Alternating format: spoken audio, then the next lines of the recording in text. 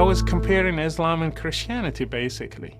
Not that I doubt my Islam, I just wanted to show them that they're wrong. I ended up giving my life to Jesus Christ.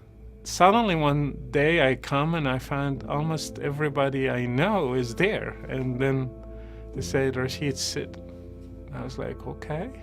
They said, are you a Muslim or a Christian? My mom, she was like, just tell them, just tell the Shahada and make everybody know that you are a Muslim. Just say it in front of everybody.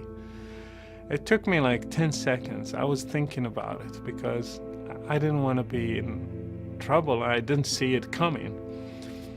Then I said, Mom, I cannot say the Shahada. I received direct threats. Even the mosque next to my apartment was preaching against me. And every time I got out from my apartment, I looked right and left because I was expecting somebody to come with a knife and stab me or something.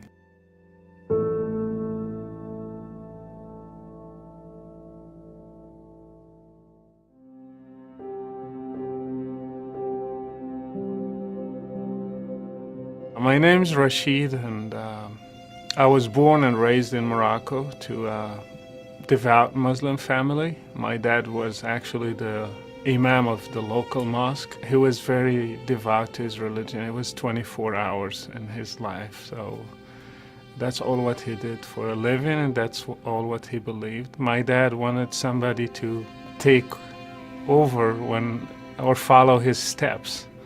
So he took me to the mosque when I was 4 years old, and he started teaching me the basics of Islam. His joy was that I have a son who's going to learn all what I know, and he's going to lead also in teaching people about Islam and the Quran. So I started memorizing the Quran at a very young age, because usually you have to finish when you are 10 or around that age. You have to finish memorizing the whole thing. That was my life, and I was happy with it. I see people around my dad kissing his hands and inviting him to big celebrations. He's in the front always. I'm just holding his hand and proud of him. And I liked the status of being a son of an imam. It gave me a lot of pride. All what I knew, Islam was the religion and the path to God. I thank God for my mom. She fought with my dad for our education because my dad wanted us to be just in a mosque. And she said, no, they have to go to normal school as well.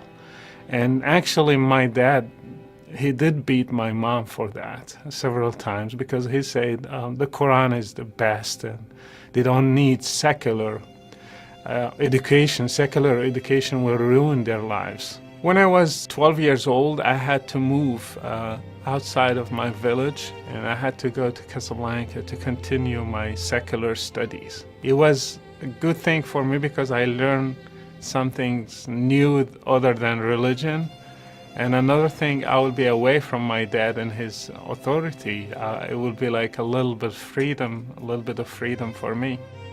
The solution was that I will stay with my uncle in Casablanca. Casablanca is a big city, so I'm moving from a village of hundreds of people to millions of people. It was like a different world. And when I moved there, my uncle promised my dad that he will continue the same thing with me. He will make sure that I will do my religious duties. I will go to the mosque. I will follow everything he did at home. And he also will take care of me with my studies. And when I moved to Casablanca, there are tools of entertainment and stuff like that, and one of them was radio. I was tuning, then I hear something in Arabic, I stop because it's Arabic. And then I heard something about Jesus the first time I hear, other than what I learned from the Quran, and that he was crucified, and crucified for our sins. And then I continued listening. It was all blasphemy for me back then. He is the Son of God, and he came to this earth as a human being to save us. And I was trying to just close my ears because I don't want to hear that. It's blasphemy. It's against my beliefs.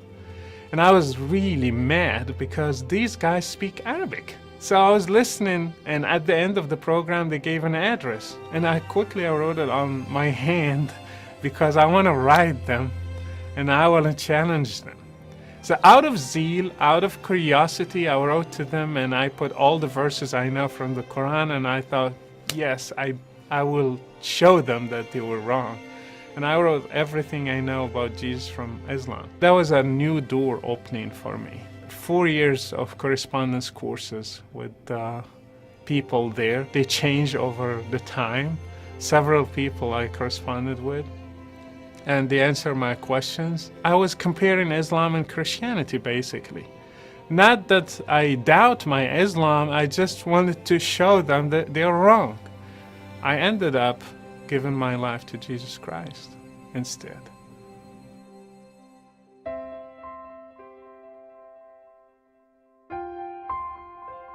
So I wrote to my friends, virtual friends, and I told them that I think I'm a Christian.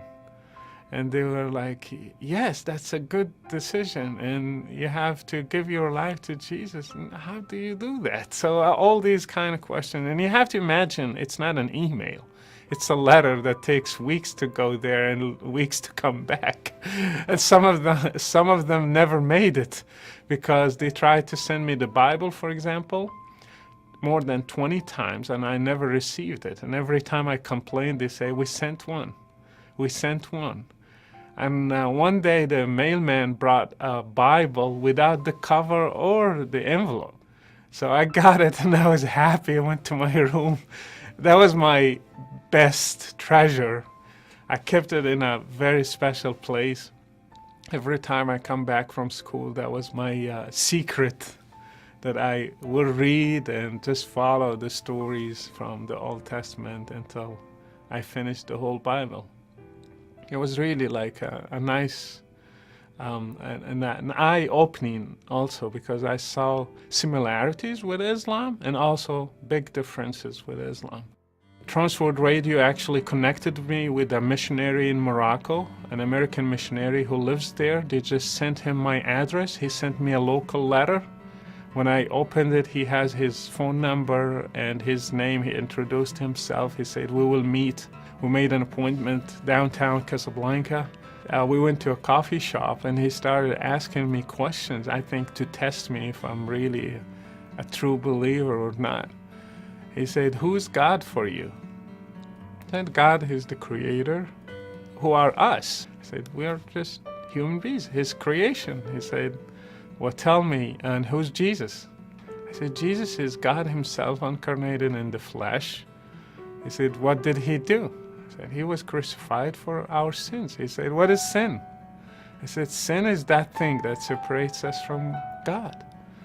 And they said, and you accepted that? He said, yes, Jesus died for me. He said, well, I think you're a Christian. I said, I told them. They don't believe me? They're sending you to test me or something? He was like, no, I just want to make sure you understand. I said, okay. He said, would you come with us? I said, who are you? He said, there are people like you. I thought I'm the only Moroccan that had this revelation and knew the truth, and the others didn't know. And I said, are you serious? He said, yes. I said, when? He said, tomorrow. When I went, I was really scared because I don't know what's going to happen. And I saw these Moroccan guys in a room holding their Bibles, singing in Moroccan language. I couldn't believe my eyes. It was really something like a dream. And then they have Moroccan tea, they have the Moroccan cookies, and they are just like me. And all of them the same story. I was listening to radio, I did correspondence courses, I accepted Christ. It's almost identical. Just different backgrounds, different families, but almost the same story repeated. And when I saw them, it was really a big encouragement to me.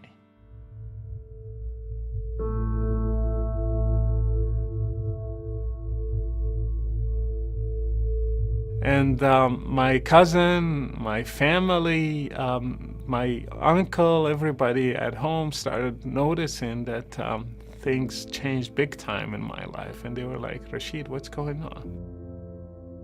And suddenly one day I come and I find almost everybody I know is there. And then they said, Rashid, sit. And I was like, okay. They said, are you a Muslim or a Christian? It's like, it hit me. And I was like, well, let's start from the right. Ask everybody this question. I wanted to make it a joke, but nobody was laughing, and I ended up, I knew it was very serious. So I said, it's not your right to know. It's between me and God. Nobody has the right to know what's in my heart. And you actually should not ask that question. My mom, she was like, just tell them, just tell the Shahada and make everybody know that you are a Muslim. Just say it in front of everybody. It took me like 10 seconds. I was thinking about it because I didn't want to be in trouble. I didn't see it coming. Then I said, Mom, I cannot say the Shahada. And then you can see the whole room. It was surreal for me. It was something that I remember now. It was like a dream. I don't see it as a fact because I was in denial at first. I didn't accept that my family would hurt me.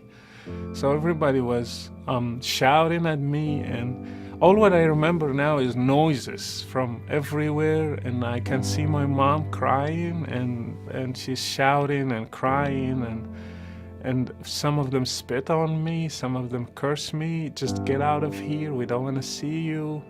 And it's like a dog, filthy, all what you can think about. So I was crying and I left without knowing where to go because I was still a kid. So I lived almost 2 years homeless, just going from one place to another. Sometimes I slept even in the street because I didn't know where to go. I lost my study, I lost everything, and I didn't have anything in my life. I lost my family. So a friend of mine, he said, just come to rest and to learn about God and the Bible. And we have a center in Cyprus. You can stay here if you want. And so I went to Cyprus just to take time for myself. And it was a really refreshing because I met with other Muslim background believers from Egypt, from Jordan, from Lebanon, from different countries. And it was very encouraging because I saw how God working among other people like me.